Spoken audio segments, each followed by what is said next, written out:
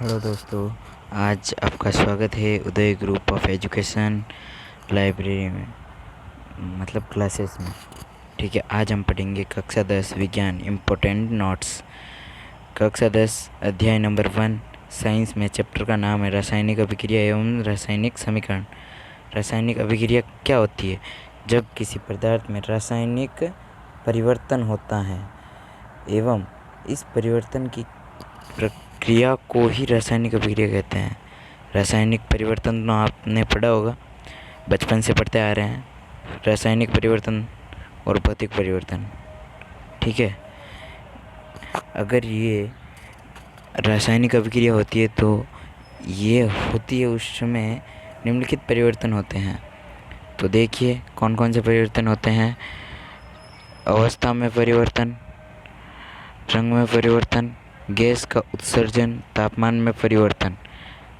आप समझ गए होंगे। जैसे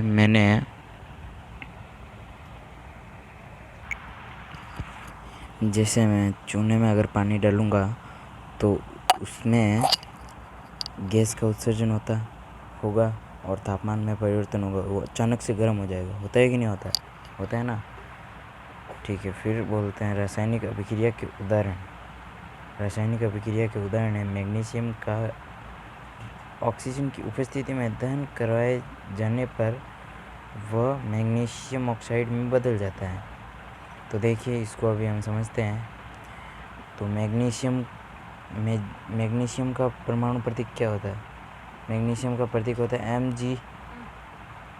Mg और प्लस में ऑक्सीजन के साथ क्रिया कराएंगे ऑक्सीजन। ठीक है, तो इससे बनेगा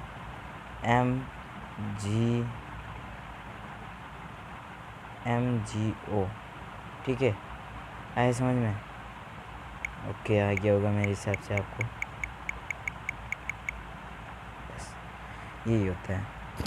ओके, फिर आपने देखा मैग्नीशियम के आगे 2 लगा हुआ है और मैग्नीशियम ऑक्साइड के आगे भी 2 लगा हुआ है। ठीक है, ये क्या होता है ये हम अभी आपको बताते हैं। जैसे मैग्नीशियम की क्रिया हो गई Mg+O2, परमाणु अणु के रूप में रहेगा, परमाणु के रूप में थोड़ी रहेगा, इजिकल टू हो जाएगा MgO। इतना समझ में आ गया? ठीक है, फिर देखो आपने 9th में पढ़ा होगा द्रव्यमान संरक्षण का नियम। उसके अनुसार क्या होता है कि रासायनिक अभिक्रिया में ना तो परमाणु द्रव्यमान का सर्जन होता है और ना ही उसका विनाश होता है, चाहे उसे कहीं से भी लिया गया हो, चाहे वो बनाया गया हो, कहीं से लिया गया हो। ये तो आपने सब पढ़ा होगा। ठीक है, ये इसी में होता है। लेकिन यहाँ पे देखो ऑक्सीजन का 2 है, लेकिन यहाँ पे 2 थोड़ी है, मतलब ऑक्सीजन को 2 करना पड़ेगा।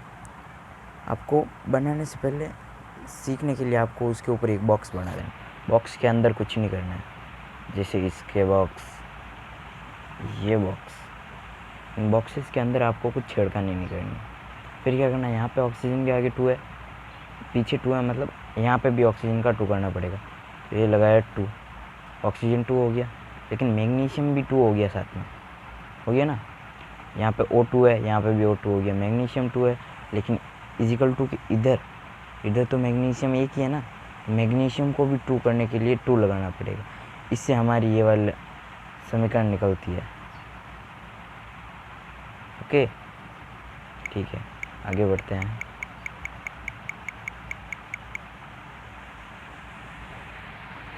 फिर नेक्स्ट है लेड नाइट्रेट के घोल में पोटेशियम आयोडाइड का घोल मिलाने पर पोटेशियम नाइट्रेट और लेड ऑक्साइड प्राप्त होता है। तो ये देखो लेड नाइट्रेट का घोल है, घोल को हम क्या एक्वांश में लिखते हैं, एक्वांश। ठीक है, भौतिक अवस्था को दर्शाने के लिए जलीय विलयन में अगर कुछ घुला हुआ होगा तो उसको एक्वांश लिखेंगे, कोई द्रव्य अवस्था में होगा तो उसको लिक्विड लिखेंगे कोष्टक में, और गैस लिखेंगे अगर वो गैसीय अवस्था में होगा, और ठोस को लिखते हैं सॉलिड। ठीक है, सॉलिड, लिक्विड, गैस और ये एक्वांश। ठीक है, ये तो हो गया। फिर क्या है, रासायनिक अभिक्रिया में lead nitrate plus potassium iodide है। पोटेशियम को क्या किससे प्रतीक करते हैं, के से, आयोडोड का आई, ठीक है, इजिकल टू बना है KNO3 प्लस PbI2। ये वेरी इम्पोर्टेंट है, परीक्षा में 2-3 बार पूछा गया है, ठीक है, तो इसको पूरा रट लीजिएगा, स्टार लगा दीजिएगा। आए समझ में? ओके, तो आपको ये समझ में आ गया होगा।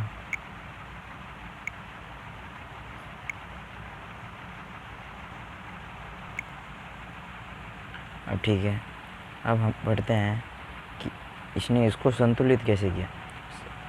संतुलित करने की विधि को हीट एंड ट्रायल विधि कहते हैं। आए समझ में? हीट एंड ट्रायल विधि। और परमाणु को अगर आपसे ऐसा पूछ लिया कि समीकरण को संतुलित करना क्यों आवश्यक है, तो इसका आंसर होगा द्रव्यमान संरक्षण के नियम को सिद्ध करने के लिए।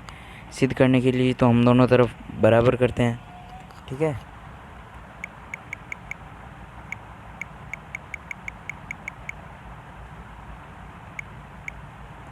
सिद्ध करने के लिए हम ये करते हैं, ये देखो आगे देखते हैं।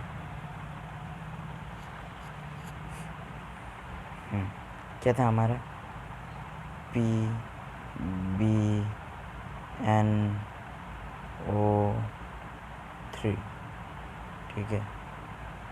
ये सूत्र आपको बनाने सिखाऊंगा नेक्स्ट वीडियो में, अभी वीडियो ज़्यादा लंबा हो जाएगा, ठीक है। Plus KI, okay, equal to बना है KNO3 प्लस में क्या बना, प्लस में बना है PbI2, ठीक है, ये बना है, यहाँ पे 2 है।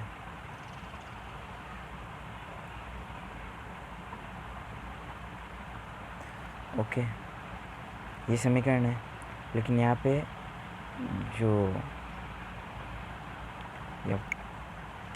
देखिए, इस समीकरण में आयोडाइड के पीछे 2 है, लेकिन इस समीकरण में नहीं है। लेकिन हमें इसमें करना है, तो लगाने के लिए क्या करेंगे, यहाँ पे 2 लगाएंगे। 2 लगाएंगे तो ये पोटेशियम है, ये भी 2 हो जाएगा।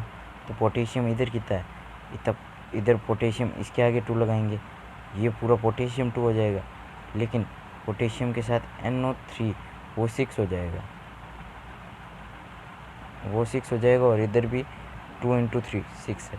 तो ये संतुलित रासायनिक समीकरण होगी, और इसे हमने किस विधि द्वारा संतुलित किया, हीट एंड ट्रायल विधि, ठीक है।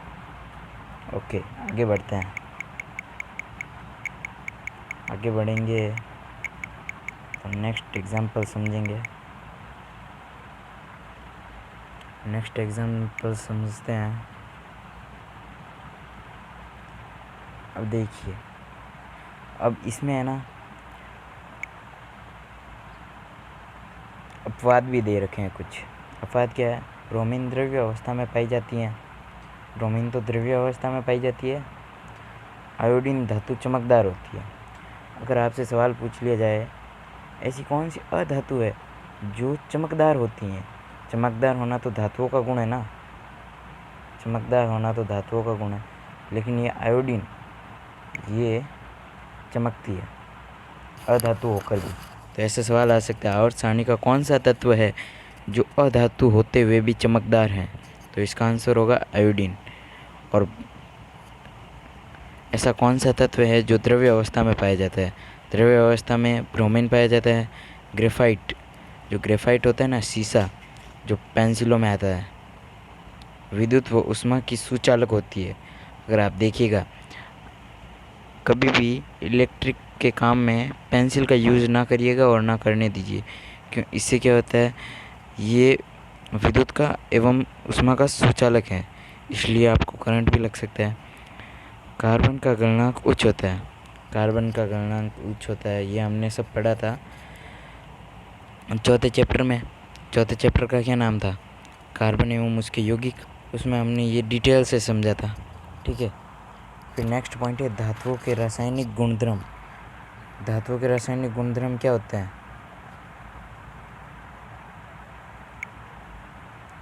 वायु में दहन। ठीक है, धातुओं के रासायनिक गुणधर्म में पहला पढ़ेंगे वायु में दहन। मैग्नीशियम का ये तो हमने पहले पढ़ा था, इसका मतलब इसमें तो कोई कठिनाई होगी नहीं। फिर ये कॉपर को वायु की उपस्थिति में, कॉपर का होता है Cu, ओके, Cu प्लस वायु की स्थिति में, मतलब ऑक्सीजन होगा, वायु में तो ऑक्सीजन ही है ना, और ऑक्सीजन क्रियाशील है, इसलिए ये नाइट्रोजन तो अक्रिय गैस है, ये ऑक्सीजन से क्रिया करेगा। ऑक्सीजन को अणु रूप में तो रहने नहीं देंगे, अणु रूप में रखेंगे, क्योंकि परमाणु में कोई नहीं पाया जाता, तो उसको हमें बनाना पड़ता है। इसको तोड़ के बनाएंगे ना, तब ये होता है। और ये CuO,